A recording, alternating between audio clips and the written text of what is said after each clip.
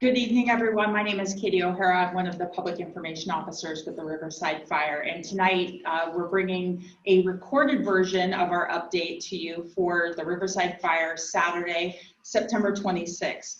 Tonight we will have an operational update from Russ Hamilton, our operations section chief, our meteorologist, Christian Cassell, followed by our fire behavior analyst, Jason McGovern, our Bureau of Land Management Agency representative, John Houston, and wrapping up our incident commander, Randy Johnson.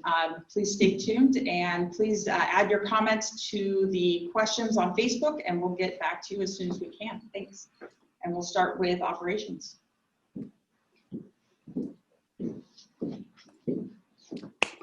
Good evening, Russ Hamilton, operations. All right, so working around the fire, around the bottom edge of the incident, starting over in this area here, we still have some folks working in there, just tying some of the lines together. As we work up and around the incident, we run into a lot more private land, and we have people working in there to work on turnback standards, which is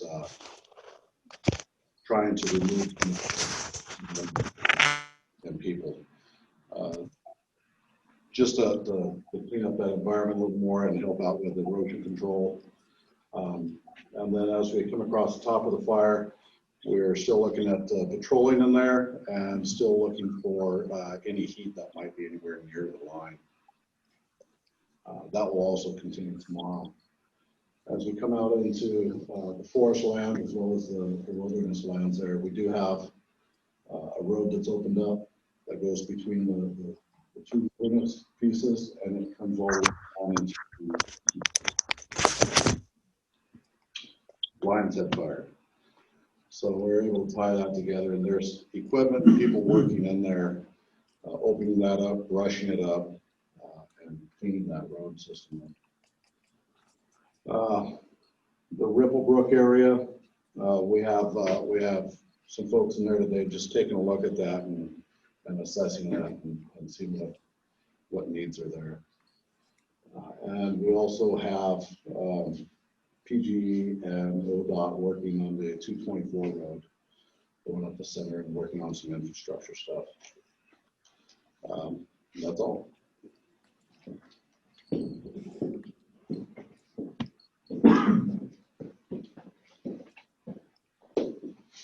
Hi there, my name is Christian Cassell, National Weather Service Incident Meteorologist. My job is to provide weather information to help the incident management team provide for safety and also for tactics. So let's talk about the weather. Since Wednesday, we received over 2 inches to, in many places, over 3 inches of rains on the fire. So we were in a severe drought, and we've received 3 significant rain events in about 7 days. So that has significantly helped things out for this neck of the woods. Big pattern change underway. We're going to see a pretty strong high pressure system build over us. It's going to park out over this area for the next 5 to 7 days at least. It's going to bring us a significant warm up. So if you look here, so here's a weather matrix I provide for the team to help them, nice visual tool to help them plan ahead. See here, we see increasing temperatures. So we're looking at a big warm up. So we're going to be well above normal by mid to late week. Humidities are going to be low, but not too low. So that's especially given our recent moisture there. Notice also winds. A lot of green on here, especially mid to late week. We do have one little windy period here where we're going to get from Sunday night into Monday night. We're going to see some easterly offshore winds, and that'll be 8 to 15 miles per hour, gusts 20 to perhaps 30 miles per hour. So we will be watching for that. But remember, even though this is an east wind event was what helped this fire really get going and grow, we won't have the severe drought. We'll have a very wet period preceding this of high humidity. So I feel really good about this, the weather aspect, the fact that this windy period is only going to be for a very short amount of time. So with that, that is a weather update. Thank you very much. Have a great evening.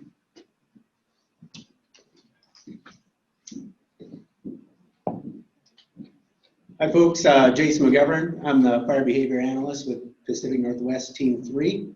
And similar to the meteorologist, my job is to try to forecast the fire behavior, where it's going to go, when's it going to get there, and what type of fire we might see on a day-to-day basis to help out with both tactical but strategic decision-making and safety of firefighters. After the 2 to 3 inches of rain that we had over the incident, there's not a whole lot of fire behavior to talk about currently, so I thought I would try to anticipate some of your questions and help you or share what I'm seeing in terms of when can we expect the season to sort of close, or when we can stop seeing fire behavior spread. So this is a map of Oregon and Washington, what we call the region here in the Northwest. We've divided this up into what we call predictive service areas. Those are areas of similar vegetation and climatological and weather data. So we can lump those together and compare apples to apples in terms of when we might see those season-ending events.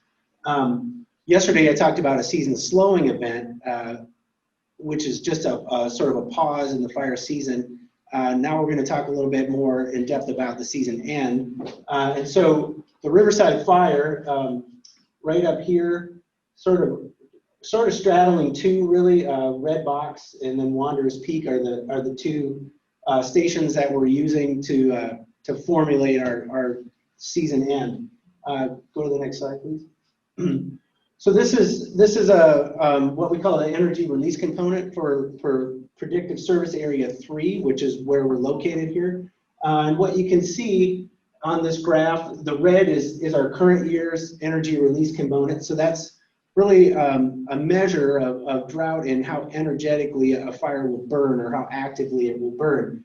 The bars represent, this middle bar is average minimums and maximums throughout the course of the year, starting from early August to late October. So yeah, as you can see, when this fire first spread, it was somewhere up near that maximum level, and then it did bump into new maximum values, and then with the recent rain, we dropped back down to below minimum.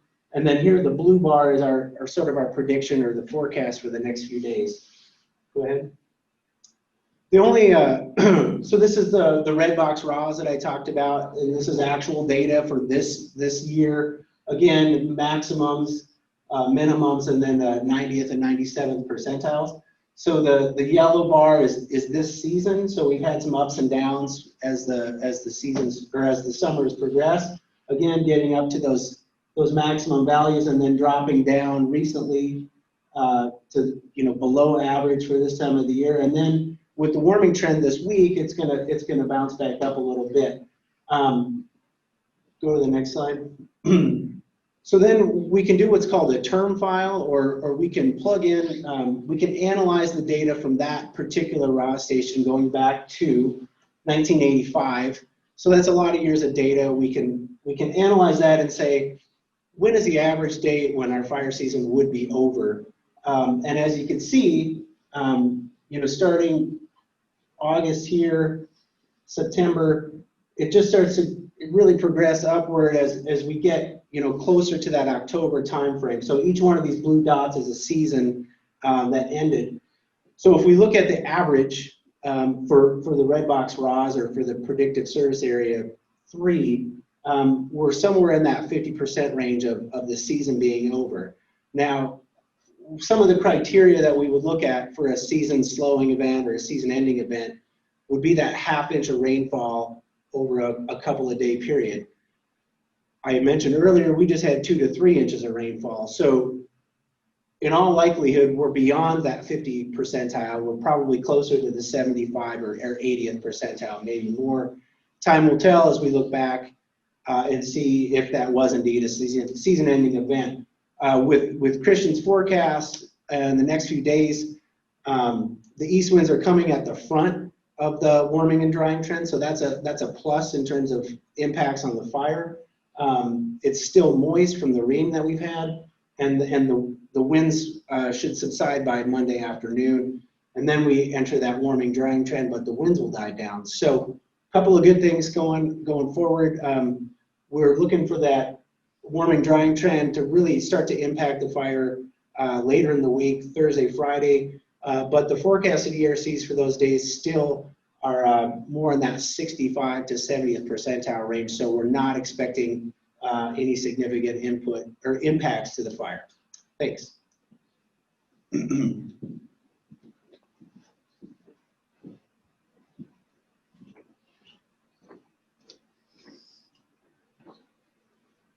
Good evening, everybody. My name is John Houston. I'm the Cascades Field Office Manager for the BLM. And I'm up here today. I just really wanted to introduce myself. I'm just kind of filling in for Paul Tigan.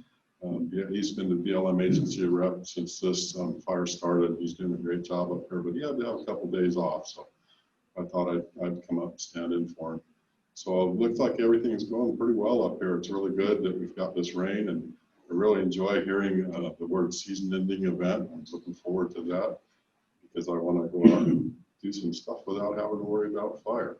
And so I really appreciate all the hard work that the firefighters have been doing up here, and you've done a great job with working with the community and building those relationships. And I really want to thank you. And that's about all I have.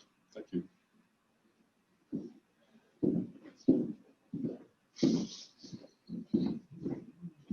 Good evening, folks. Randy Johnson, Incident Commander Trainee with PNW 3. So thanks again for their time tonight and taking a look at what's happening with the incident. We try to provide you with as best accurate, up-to-date information as we can give you, understanding that things normally change fairly quickly. In this current environment, we have the luxury of a little less of a fast pace, and so we can talk a little more detail about things. So I know we use some terminology at times that is second nature to us. It's just the jargon, the terms that we use. So I'd ask that if we're saying things that don't make sense to you or you want to follow up on, please put those questions in the comment box as you view this, and we'll follow back up and explain whatever we need to help make sure that there's a good understanding of what we're doing and what's happening. So one of the things I want to mention tonight is, last night I was talking to you, last night about transition. The message that we shared with firefighters today and want to share with you as a community is another part of that. The second piece of that transition is the relationship component that goes along with that. We understand that you've had folks in your community from out of the area, firefighters and overhead teams and things for a number of days and weeks now.